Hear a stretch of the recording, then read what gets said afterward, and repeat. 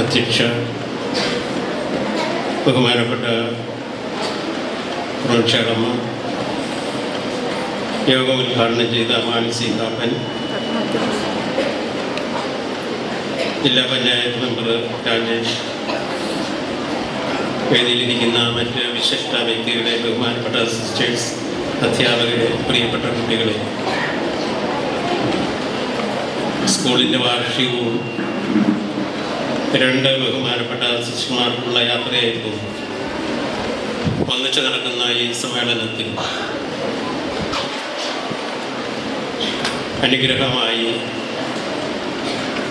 ഏതാനും വാക്കുകൾ പറയണം എന്ന് ആവശ്യപ്പെട്ടത് കൊണ്ടാണ് ഞാനിവിടെ നിൽക്കുന്നത്. വിശുദ്ധ അൽഫോൻസാമ്മയുടെ സാന്നിധ്യം കൊണ്ട് പവിത്രമാക്കപ്പെട്ട ഈ പ്രദേശത്ത് പ്രവർത്തിക്കുന്ന സ്കൂൾ എന്നുള്ള നിലയിൽ എല്ലാ അർത്ഥത്തിലും മികവ് പുലർത്താൻ ഈ സ്ഥാപനത്തിന് കഴിയുന്നു എന്നുള്ളത് ഏറെ അനുഗ്രഹപ്രദമായ കാര്യമാണ്.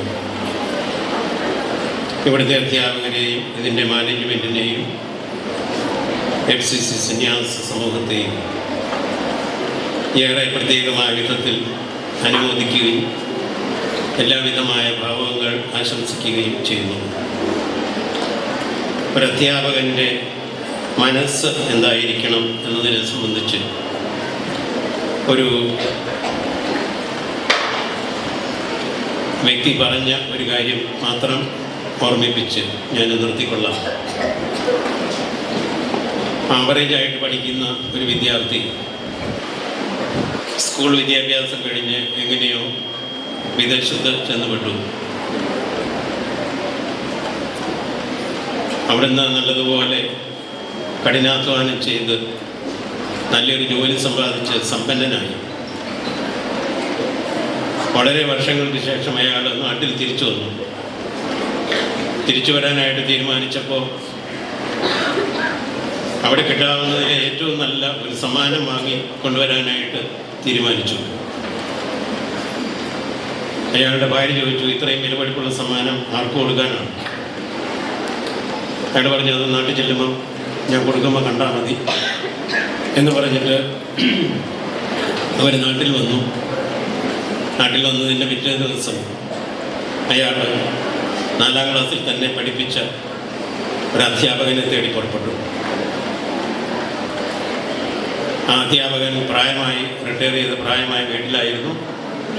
അധ്യാപകൻ്റെ വീട്ടിൽ ചെന്ന് ഈ സമ്മാനം കൊടുത്തു. അധ്യാപകൻ ചോദിച്ചു, എന്തിനാണ് മോനെ എനിക്ക് ഈ സമ്മാനം തരുന്നത്? പാവം പറഞ്ഞു, സാർ എന്നെ 4ാം ക്ലാസ്സിൽ പഠിപ്പിച്ചിട്ടുണ്ട്, സാർ എന്നെ ഓർക്കുന്നുണ്ടോ?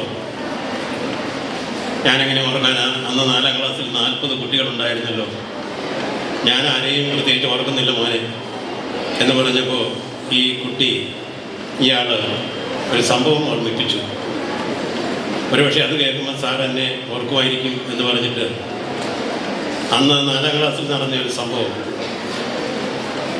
അതായത് ആ ക്ലാസ്സിലെ ഒരു കുട്ടി, സമ്പന്നനായൊരു കുട്ടി, ഒരു ദിവസം ഒരു നല്ല വാച്ച് കൊണ്ടുവന്നു. അതെല്ലാവർക്കും ആകർഷണം തോന്നി, കിട്ടിയാൽ കൊള്ളാമെന്ന് എല്ലാവർക്കും തോന്നി. ഡ്രില്ലിന് വിട്ടപ്പോൾ വാച്ചിൽ ചെളി പറ്റാതിരിക്കാൻ വേണ്ടിയിട്ട് അത് ഊരി വെച്ചിട്ട് ഡ്രില്ലിന് പോയി തിരിച്ചു വന്നപ്പോൾ വാച്ച് കാണുന്നില്ല. ആരോ എടുത്തു. 40 കുട്ടികളാണ് ക്ലാസ്സിലുള്ളത്. അധ്യാപകൻ്റെ പക്കൽ പരാതി വന്നു, വാച്ച് കാണാനില്ല.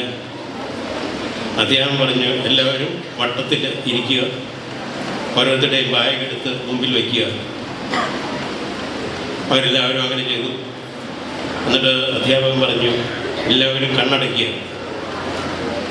എല്ലാവരും കണ്ണടച്ചിരുന്നു. അധ്യാപകന് 4ാമത്തെ ബാഗിൽ നിന്ന് തന്നെ വാച്ച് കിട്ടി. അധ്യാപകനറിയാം ആരാതെന്ന്, പക്ഷേ മിണ്ടിയില്ല. 40 പേരുടെയും ബാഗിൽ തുറന്നു നോക്കി കൈയിട്ടിട്ടാണ് അധ്യാപകൻ ഒന്ന്, ഇനി എല്ലാവരും കണ്ണു തുറന്നു എന്ന് പറഞ്ഞു. എല്ലാവരും കണ്ണു തുറന്നു. അപ്പോൾ വാച്ച് സാറിൻ്റെ കയ്യിലുണ്ട്. എല്ലാവർക്കും സന്തോഷമായി.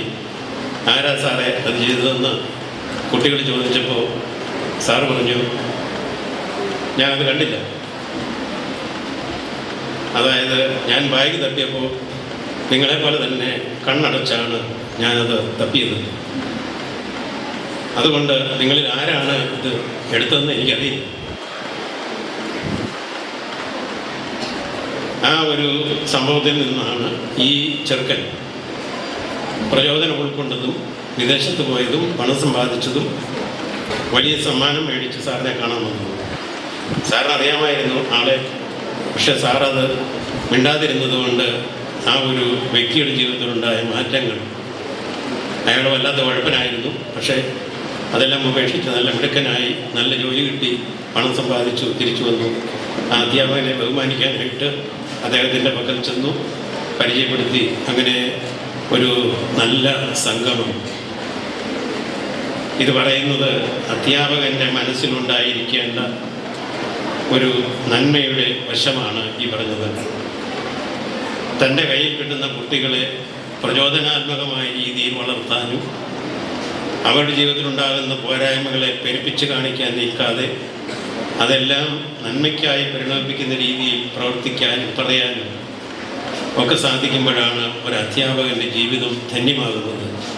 അങ്ങനെയാണ് ആ അധ്യാപകനെ കുട്ടികൾ ഓർത്തിരിക്കുന്നത്. ഇവിടെ റിട്ടയർ ചെയ്യുന്ന 2 അധ്യാപികമാരെക്കുറിച്ച് ഇവിടെ പറയുണ്ടായി. നല്ല സേവനം ചെയ്ത 2 അധ്യാപികമാരാണ്, 2 സിസ്റ്റർമാരാണ് ഈ കലാലയത്തിൽ നിന്ന് റിട്ടയർ ചെയ്ത് അവരുടെ മറ്റ് പ്രവർത്തന മേഖലകളിലേക്ക് പോകുന്നത്. അപ്പോൾ മറ്റ് അധ്യാപകർ ഓർത്തിരിക്കേണ്ട ഒരു കുഞ്ഞ് കാര്യം ഞാൻ ഓർപ്പിക്കുകയായിരുന്നു. അതായത് നമ്മുടെ കയ്യിൽ കിട്ടുന്ന കുട്ടികൾ പലതരത്തിലുള്ളവരാണ്, പല സാഹചര്യങ്ങളിൽ നിന്ന് വരുന്നവരാണ്. പണമുള്ളവരുണ്ട്, പണമില്ലാത്തവരുണ്ട്, അറിവുള്ളവരുണ്ട്, ബുദ്ധി കുറഞ്ഞവരുണ്ട്, കൂടിയവരുണ്ട്, സൗന്ദര്യമുള്ളവരുണ്ട്, പലതരത്തിലുള്ള ബുദ്ധിമുട്ടുകൾ സഹിക്കുന്നവരുണ്ട്. അങ്ങനെ പലതരത്തിൽ നല്ല നിറവുള്ളവരുണ്ട്, ഒട്ടും നിറവില്ലാത്തവരുണ്ട്. അങ്ങനെ പലതരത്തിലുള്ള വ്യത്യസ്തരായ കുട്ടികളെയാണ് നമ്മുടെ കയ്യിൽ കിട്ടുന്നത്. ഒരു കാരണവശാലും ആരോടും നമ്മൾ വ്യത്യസ്തത കാണിക്കരുത്. എല്ലാവരെയും ഒരുപോലെ കാണാനും ഒരുപോലെ കാര്യങ്ങൾ പറഞ്ഞു കൊടുക്കാനും മിടുക്കരായവരോടും അല്ലാത്തവരോടും ഒരുപോലെ പെരുമാറാനും സാധിച്ചാൽ അധ്യാപക ജോലി എന്ന് പറയുന്നത് ഈ ലോകത്തിലെ ഏറ്റവും ശ്രേഷ്ഠമായ ജോലിയായി തീരും. അങ്ങനെയൊരു ചൈതന്യം നമുക്ക് ഉണ്ടാവട്ടെ. അങ്ങനെ എല്ലാ അധ്യാപകരും മാറട്ടെ എന്നുള്ള ആശംസയോടുകൂടി ഈ വാർഷിക സമ്മേളനത്തിനും അതിലുപരിയായി അധ്യാപന വൃത്തിയിൽ ദീർഘകാലം പ്രവർത്തിച്ച 2 ബഹുമാനപ്പെട്ട സിസ്റ്റേഴ്സിനും അവരുടെ റിട്ടയർമെൻ്റ് ലൈഫിൽ എല്ലാവിധമായ ദൈവാനുഗ്രഹങ്ങളും ഉണ്ടാകട്ടെ എന്ന് പ്രാർത്ഥിച്ചു. എന്നെ ഇവിടെ വിളിച്ചതിന് പ്രത്യേകം നന്ദി അറിയിച്ചും ഞാൻ എൻ്റെ വാക്കുകൾ അവസാനിപ്പിക്കുന്നു. നന്ദി.